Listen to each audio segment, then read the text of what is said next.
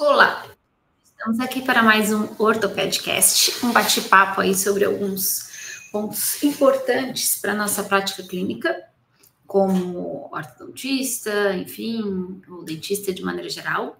Para quem não me conhece, meu nome é Juliana Pereira Andriani e sou especialista em mestre em ortodontia, e esse canal aqui é voltado para a discussão de alguns pontos clínicos e evidência científica associado aí à ortodontia e ortopedia.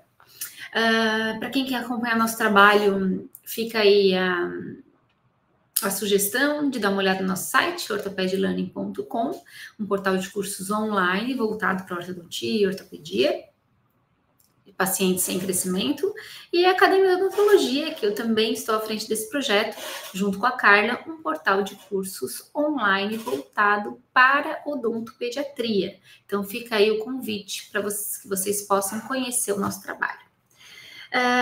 Para quem está nos acompanhando aqui no canal, coloquei aqui o botão de inscreva-se, o pessoal não esquecer de se inscrever, isso é importante para que a gente possa continuar o nosso projeto aqui no YouTube, né? Para quem está acompanhando aqui no nosso canal, sabe que a gente está trazendo 3 vídeos na semana. Segunda-feira, literatura comentada, prática clínica baseada em evidência. Quarta-feira, caso clínico, estudo de caso. Então, eu trago um caso clínico meu ou aqui do curso, para que a gente possa discutir, apresentar, para que eu possa apresentar, na verdade, né? Eu fico discutindo comigo mesma. E na sexta-feira, o Ortopedcast, que traz pontos subjetivos aí, vamos dizer assim, não tão clínicos, nem tão científicos, técnicos, né? Mas que de alguma forma também eu entendo que são importantes para o nosso desenvolvimento profissional pessoal. Joia? Que mais? Quem quiser saber mais sobre os presenciais, acesse o link aqui no QR Code. A gente abre as turmas da atualização presencial aqui em Florianópolis em setembro para as vagas de 2026. Então, a gente só tem essa abertura de turma só nesse ano, é só em setembro. Normalmente essa turma fecha bem rapidinho, é verdade, tá, gente? Porque são 2 turmas só de 4 alunos, então é isso que a gente faz, não faz mais turmas, não abre mais no decorrer do ano, e é um curso presencial de 10 meses, então quem tiver interesse, confere lá, coloca o teu e-mail, reserva a sua vaga, que assim que abrirem as vagas, a gente vai enviar e-mail primeiro para essa lista, antes de estar fazendo a divulgação nas redes sociais. Joia? Então vamos lá, vamos conversar hoje. Nosso bate-papo de hoje é sobre a importância de pensar com suas próprias ideias. Por que eu quis trazer esse tema? Esse é um assunto que volta e meia eu paro para refletir, né? Eu vejo que essa característica assim, de trabalho em grupo, de maneira geral, e as redes sociais, faz com que as discussões de qualquer conteúdo, qualquer tema, ele passa a ser tratado de uma forma muito abrangente no grupo, sem que o indivíduo, de maneira geral, né, sem que a pessoa, todos os indivíduos que estão discutindo aquele aspecto, possam refletir sozinhos sobre aquela ideia, né? Vamos lá, o que eu quero dizer? A gente vê uma tendência de manada, assim, né? Por exemplo, isso aconteceu com os alinhadores. Quando deu o boom dos alinhadores, logo o Cambridge Align começou uma empresa específica de alinhador começou a trabalhar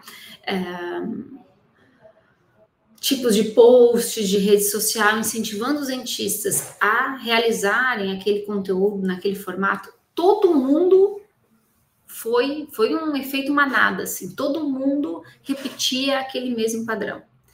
Isso aconteceu com vários outros grupos de discussão, ou mesmo posts em redes sociais, às vezes preconizado por um ou por outro, que tu olha num primeiro momento, que legal, eu também quero fazer parte desse universo, né, de alguma forma, ou também posso fazer isso, o fulano está ganhando dinheiro com aquilo, dessa forma, ou parece estar ganhando dinheiro dessa forma, eu também vou embarcar nessa onda, e começa a replicar aquilo que o outro está fazendo, né, aquilo que o comportamento do grupo está, como o comportamento do grupo está se desenhando. E eu sempre fui um pouco resistente a esse tipo de ação, tá? Tanto com os alinhadores, como com vários comportamentos, assim, quando eu vejo todo mundo se empolgando, indo numa linha.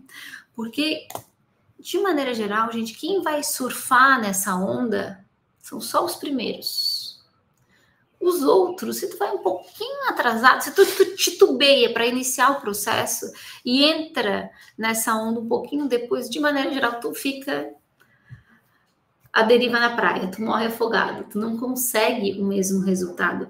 E quando, a partir do momento, se a gente pensar em termos de mercado, quando a gente tem uma única estratégia isolada aqui, se diferenciando do mercado, a gente observa que, ele ganha, ele conquista um pouco mais daquele espaço, né? Porque ele tem o diferente ou diferente, em N situações.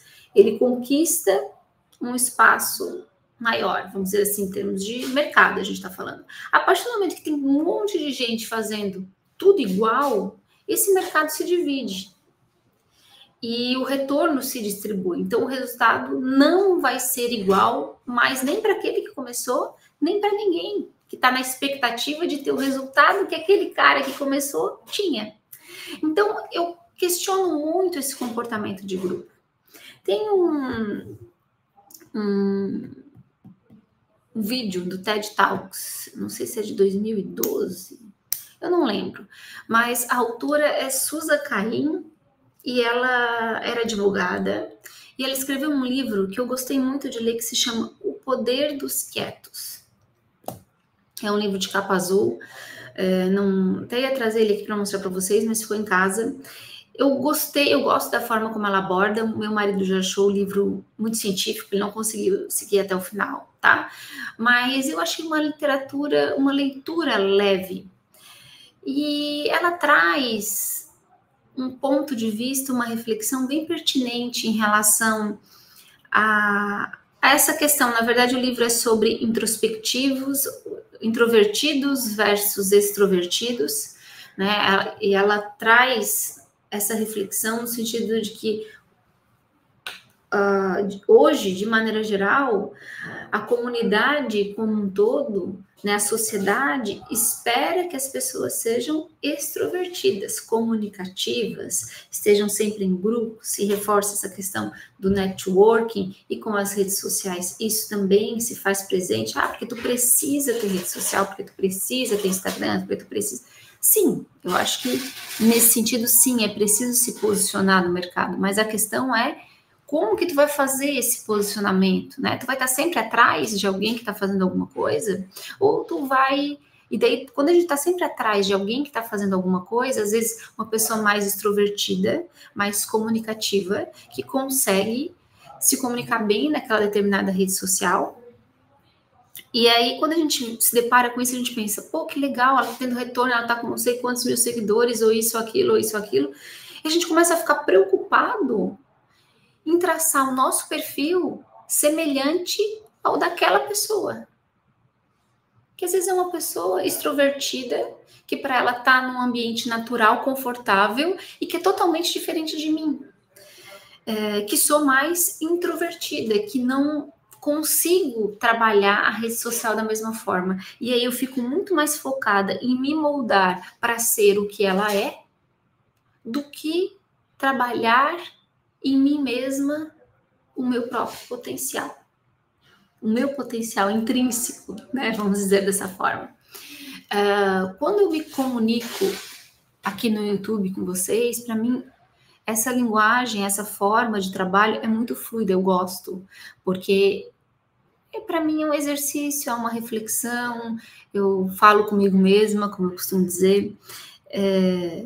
Então, eu gosto de estar sozinha, eu gosto de caminhar, de refletir, eu gosto de escrever, enfim, eu gosto de estar no meu mundo, assim, o meu tempo de Instagram, ele é muito limitado, O Instagram profissional, ele é limitado a 30 minutos, era 15, eu tive que aumentar para 30, porque é o tempo que eu paro para ver, para colocar o conteúdo que eu preciso, que eu vejo que é pertinente, responder as pessoas que me perguntam, que estão em contato comigo por ali, e deu. Muitas vezes eu nem tenho tempo para ficar rodando o feed, por exemplo. Ah, Juliana, mas você não acha que é importante ver o que está acontecendo no mercado? Até acho que sim, e o pessoal que trabalha comigo, a Samira, às vezes, porque está acontecendo isso, porque essa pessoa está fazendo isso, assim, até acho que é importante ter uma ideia da concorrência, mas é importante não focar, não mergulhar em cima daquilo que aquela pessoa está fazendo. Então, a Susan, essa autora traz, tanto na palestra do TED dela, quanto no livro, a importância de respeitar os introvertidos e a sua característica, né, e o seu espaço, né, a importância de se valorizar como introvertido, não buscar ser extrovertido se você não tem essa personalidade, essa característica.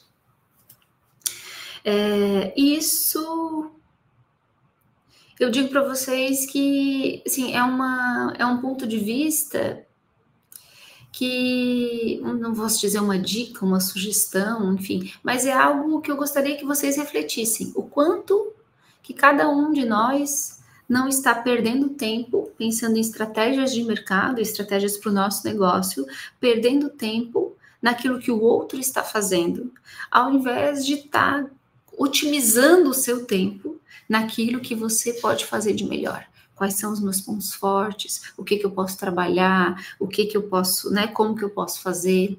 Como eu estava falando para vocês, para mim, se comunicar aqui no YouTube é muito fácil, porque eu ligo a câmera e tal, faço, resolvo, tudo certo. Mas não é fácil fazer post, ficar fazendo poses no Instagram, não é tão fácil expor o meu dia a dia de uma forma tão aberta, porque eu preciso de um espaço reservado. Então, tem momentos que eu me sinto à vontade para fazer, e se eu sinto à vontade para fazer ou para expor, eu faço, mas tem momentos que eu não me sinto à vontade para dançar, para fazer isso, ou fazer aquilo, enfim. Então, eu tenho que respeitar essa minha maneira de ser. Eu vejo que tentar ir atrás do mercado, em vários momentos, fez com que eu atrasasse o meu próprio caminho, aumentasse o meu próprio caminho. Deu para entender? E no sentido de entender aquilo onde eu quero chegar. Quando a gente não tem um propósito definido de onde eu quero chegar e como eu tenho que fazer, o que eu tenho que fazer para chegar lá, a gente fica andando assim, ó, em curvas. Ah, mas agora o fulano tá fazendo... Ah, eu quero ter um consultório, quero ganhar, sei lá, X mil reais lá por mês no meu consultório. Eu estabeleci um propósito, teoricamente definido, mas pouco objetivo, muito subjetivo, porque não tenho os parâmetros, né, para me basear, para entender, tá, o que eu tenho que fazer para chegar lá. Se eu estabeleço o que fazer para chegar lá e sei esperar esse tempo para que possa maturar esse processo, porque isso é importante, porque às vezes a gente estabelece, eu tenho que fazer, mesma coisa, eu quero emagrecer, né? Tem que fazer dieta. Tá, mas por quanto tempo tu vai fazer? Vou fazer dieta por tempo indeterminado? Ou quanto que tu quer emagrecer? É X, né? Então a gente tem que ter uma ideia do que a gente tem que fazer e por quanto tempo, em quanto tempo a gente vai ter resultado. Senão vai chegar a primeira semana da minha dieta, eu vou dizer, não, desanimei, essa dieta não funciona, parte para outra. Aí tu começa a partir para estratégias diferentes. Porque tu olha para aquilo que o outro está fazendo, que às vezes é mais extrovertido do que tu, ou que tem uma personalidade diferente, uma ideia diferente, e aí tu vai buscando isso e não chega em lugar nenhum. Ou demora muito para chegar. Então, essa característica, essa falta de planejamento, eu entendo que atrasou um pouco a minha trajetória profissional. Nesses 20 anos aí que eu tenho de prática clínica. Então, se eu pudesse dar uma sugestão para quem está começando, tentar se livrar dos ruídos das redes sociais e dos ruídos do comportamento de grupo, para ver se aquilo é pertinente e estratégico para a sua prática clínica, para que te leve ao seu objetivo. Como profissional, de maneira geral, acho que isso é fundamental, seguir o seu próprio caminho, seguir as suas ideias, independente do comportamento do grupo. Entender o que o grupo está fazendo, ok, parar, refletir, ver se aquilo é pertinente ou não. Isso acontece muito, gente, com conclusão de artigo científico. De vez em quando jogam umas conclusões aí, umas frases perdidas. Ah, porque o fulano... Tá, mas tu parou para entender como que o fulano chegou naquela conclusão? Se aquilo que o fulano falou é pertinente ou não é? Tem um episódio, não sei se 1 ou 2 atrás, que a gente falou sobre o viés especialista, que eu falo um pouquinho sobre isso, né? A gente está muito cego na forma como a gente considera a opinião do especialista de maneira geral. A gente simplesmente fala amém, como se fosse uma seita, como se fosse algo, uma verdade absoluta, sem parar para refletir. Está muito automatizado o pensamento, sem parar para refletir se aquilo é pertinente ou não é para a prática clínica de maneira geral. Então, é preciso trabalhar, né, e esses aspectos de uma forma mais cautelosa, vamos dizer assim, tá? Tanto em tendência de mercado, como em, né, como em análise de trabalhos científicos como um todo, ou de resultados clínicos. Enfim, procurem se livrar desses ruídos para que a gente possa, primeiro, né, despertar o que há de melhor em nós mesmos, ou trabalhar, ou lapidar o que há de melhor em nós, com as nossas próprias características, nossas próprias ideias, e evitar e encurtar o nosso caminho para chegar no nosso objetivo. Acho que isso é muito importante. Para finalizar, trazendo também para vocês um exemplo dos cursos online, que isso a gente viveu muito e vive muito. Tem gente que vive correndo atrás do rabo, assim, no sentido de quando a gente lança uma coisa na academia, daqui a pouco tu vai ver o cara vai lá, fez a mesma coisa e volta. A gente faz dá um passo, a pessoa vai fazendo os mesmos passos e desenhando uma trajetória muito similar. Eu não me preocupo com esse tipo de atitude, por mais que eu saiba, né? Por mais que eu entenda que o mercado vai dividir com o aumento da concorrência, eu fico muito tranquila com a solidez do nosso trabalho. Então, a gente tem que entender até onde que vai esse tipo de negócio, esse tipo de trabalho, qual é o fruto que eu posso retirar dele, para que eu também não fique dando murro em ponta de faca, né, que nem se diz por aí. Então, a gente tem que entender a maturação do projeto, o que ele vai resultar, quando que eu vou conseguir colher os frutos, e por quê, qual é a tendência de mercado hoje, e qual a tendência de mercado a médio e longo prazo. Senão eu vou estar sempre, né, trabalhando aí aquilo que o mercado já fez. Então, eu estou sempre atrasada. Então, como é que eu vou querer despontar ou liderar alguma coisa se eu vou estar sempre atrás das tendências de mercado? Então, enfim, fica aí o Ortopedcast de hoje para que vocês possam também refletir sobre esse aspecto, né, sobre esse ponto de vista, assim como eu, volta e meia, reflito e me deparo com esse tipo de conflito interno, né? Para onde que eu vou, o que o mercado está dizendo e o que é aquilo que eu realmente acho e penso sobre isso, sobre cada fato e cada perspectiva que me é apresentada. Bom, fica aí a dica para vocês. Enfim, façam esse exercício, busquem esse autoconhecimento e trabalhem aquilo que há de melhor em cada um de vocês. Pode ter certeza que isso vai encurtar o caminho, muito mais do que ficar focado naquilo que o outro está fazendo.